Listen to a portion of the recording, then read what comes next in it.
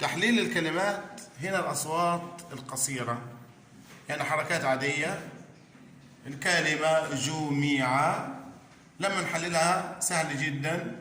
جو لحالها، مي لحالها، ع لحالها تصير جمع.